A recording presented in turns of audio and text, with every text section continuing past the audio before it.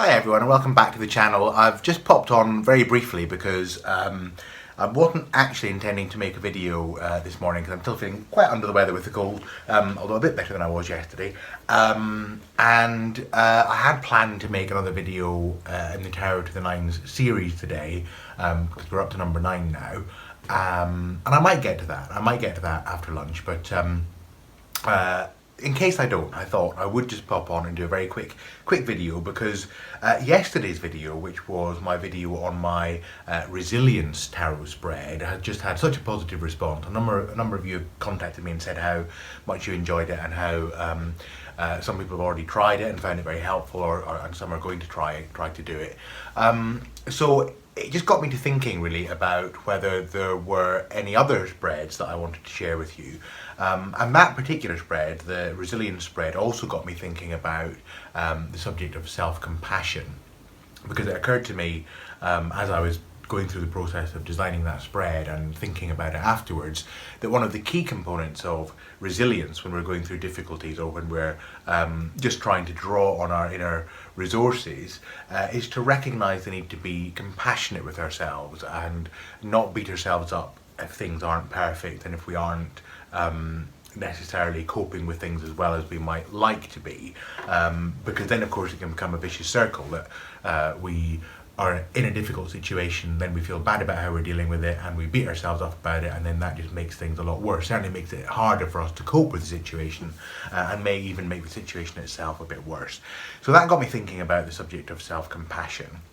And I've also been reading some work lately, some literature lately from Dr. Kristin Neff, who has done quite a lot of work on self-compassion.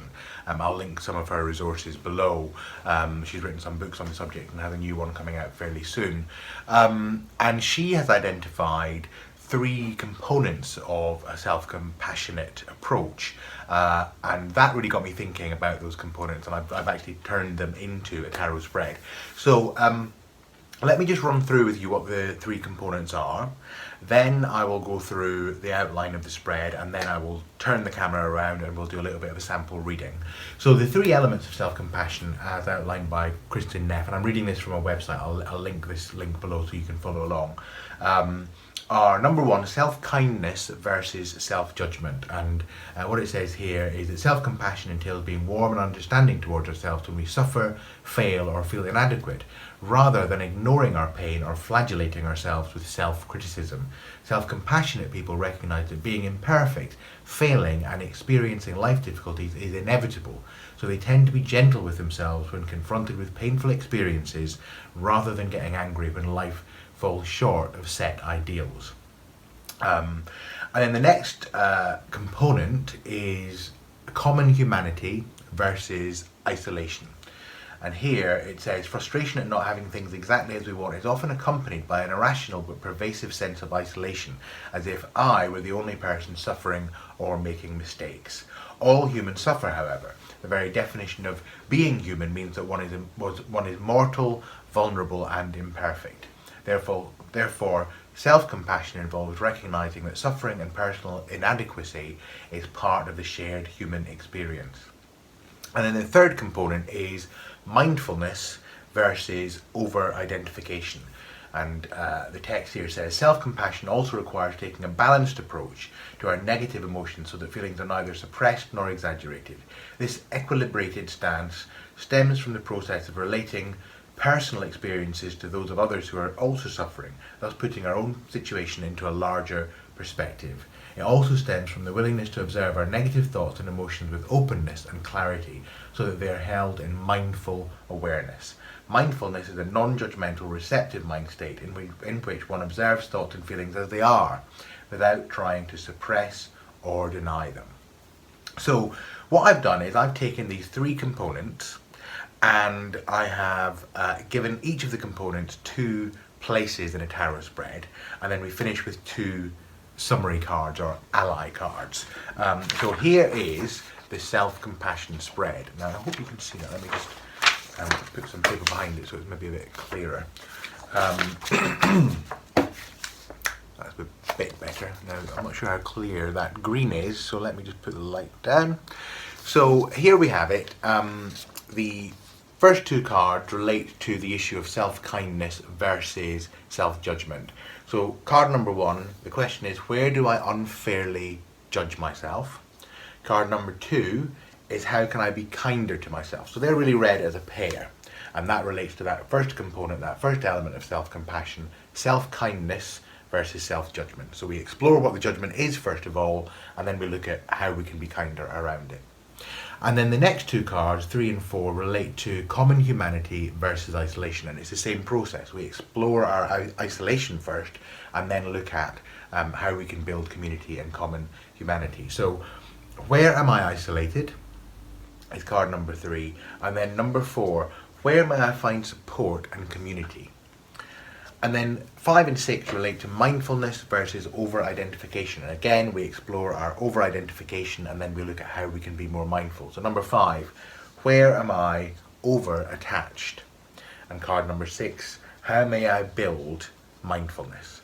So again, you can read them as a pair. So really the first 6 cards are about exploring the 3 elements of self-compassion, both from the negative side and the more positive side.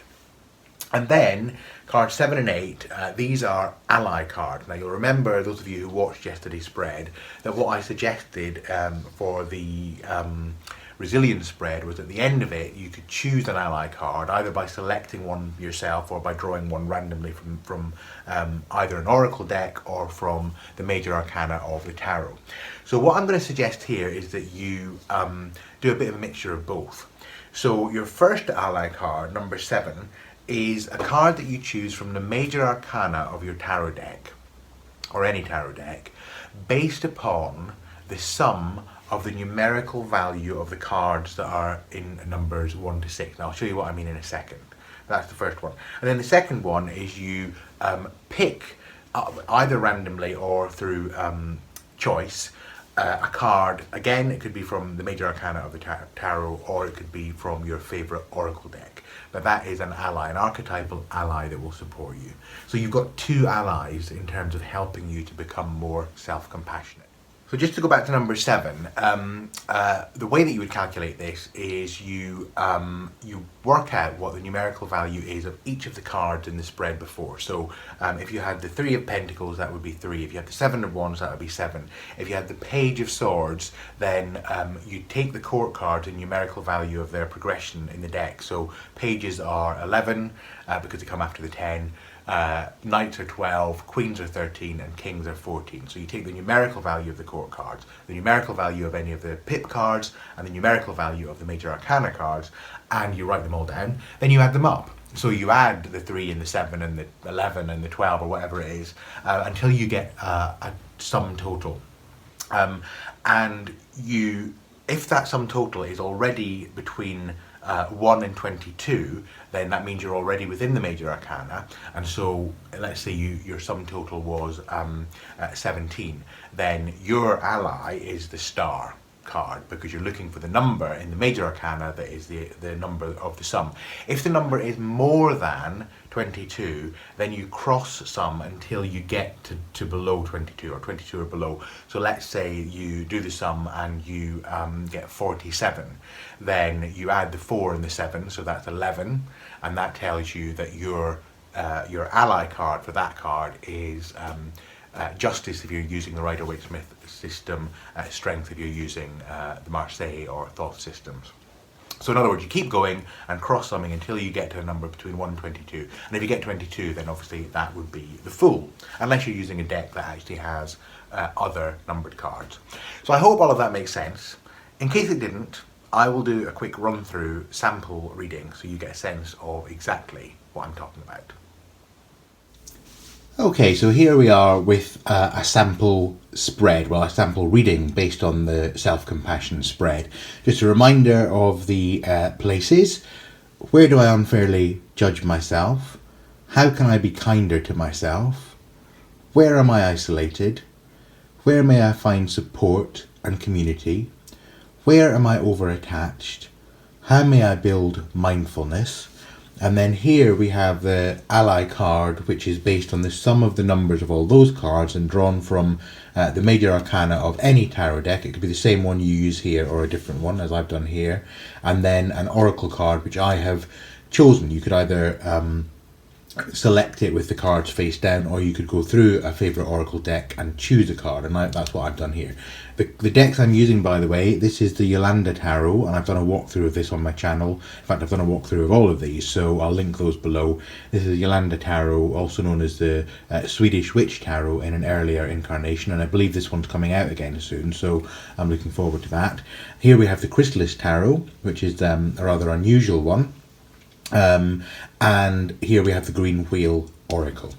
So here are the cards that I got. So in terms of where do I unfairly judge myself, and I'm just going to give a very quick reading here, rather than go into all the depth that I would recommend you do, but just to give you a sense of how you might interpret cards in this reading.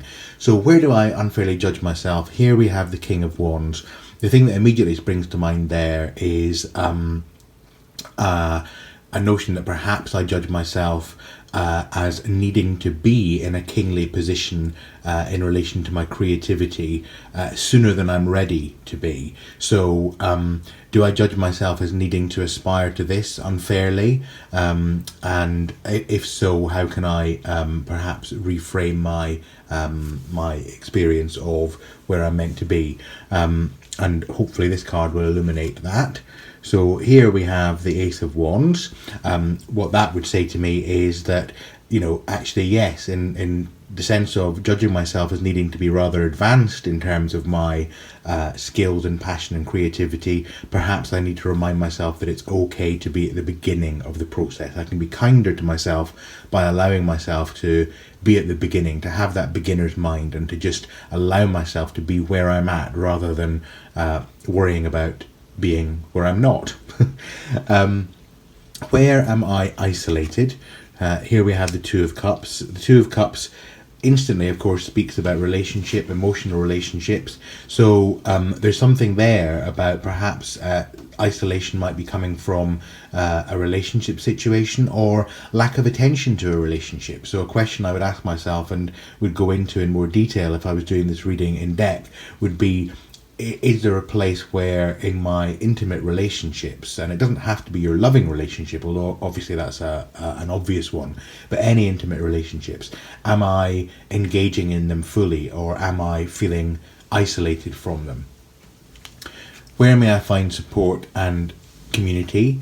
Well, interesting, we have another King card, and whereas this card is telling me perhaps that I am not there yet in terms of my creative potential, and it's okay to be at an earlier stage, perhaps what this card is saying is that it's okay for me to be to take ownership of my emotions, and to be in a position to initiate and take charge of, if you like, my emotional life. So in terms of isolation, perhaps I have more power in this area than I would perhaps have allowed myself to think, and finding support and community will come through exercising that power. Then we have, where am I over-attached? And for this one I got the Ten of Cups. I don't know if you can see that, it's just a little bit off the screen, but the Ten of Cups. And so that might tell me that I'm over-attached in my expectations around my home life, my established family life, etc. Am I over-attached and therefore not allowing myself to act out with the structure of society and family and the way that I have built my life, and am I perhaps, is it an indication that perhaps I need to not allow myself to become stayed and stuck in a particular routine, even if it's a very positive routine and loving routine? Is it perhaps indicating to me that my over-attachment to the status quo is actually in some way holding me back from being as open and compassionate with myself as I could be? And then finally we have, where can I find, or how may I find mindfulness? And here we have the Five of Pentacles, often seen as a rather negative card. It's the card of poverty, destitution, lean times. And again, always we must look at the cards in the context of the question we're asking.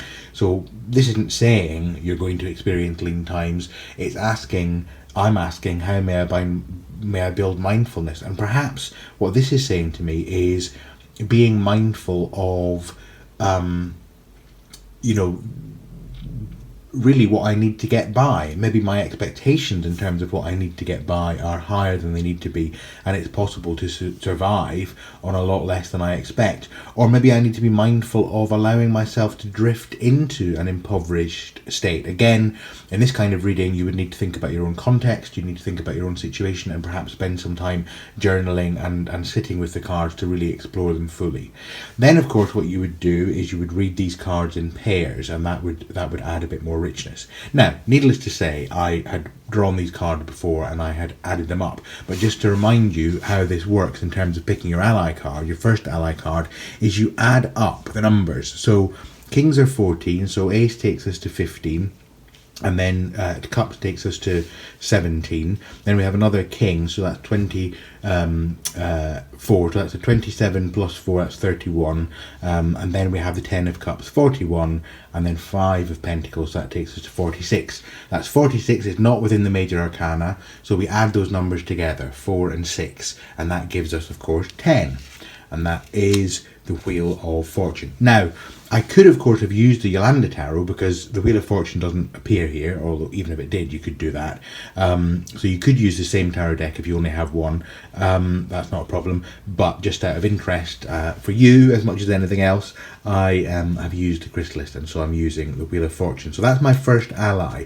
And what that says to me, a couple of things really, both in terms of the meaning of the card itself. It's a reminder that to some extent this too shall pass. So if I'm doing this reading because I'm feeling out of sorts with myself, I'm not very compassionate with myself, this is a reminder that this too shall pass. And to some extent I can be unattached from outcomes because the Wheel of Fortune will turn, and it's possible to just allow that to happen without trying to overmanage the situation.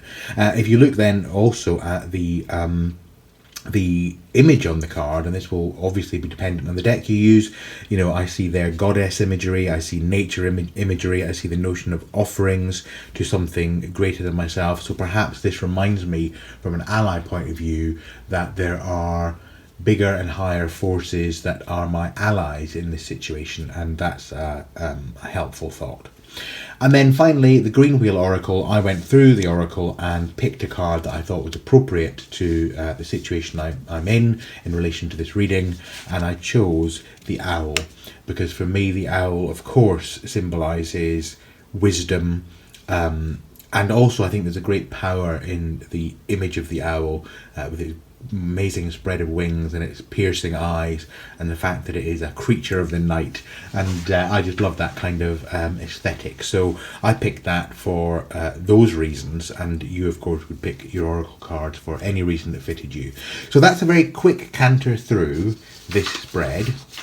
I will put all of the spread positions down below, of course, so that you're aware of what they are, and I'll also link to the work of Kristin Neff, which prompted my thinking around this and the development of this spread. So I hope you found this helpful. As ever, if you would like to do a video response, that would be delightful, or comment below with your experiences with this spread. If you enjoyed this video, please do give it a thumbs up. And if you would like to know more and hear more from me, then please subscribe to the channel. And if you click the bell icon down below, then you'll get a notification when a new video is posted. As ever, thank you all very much for your time and for being here. I really do appreciate it. And I'll see you all again very soon.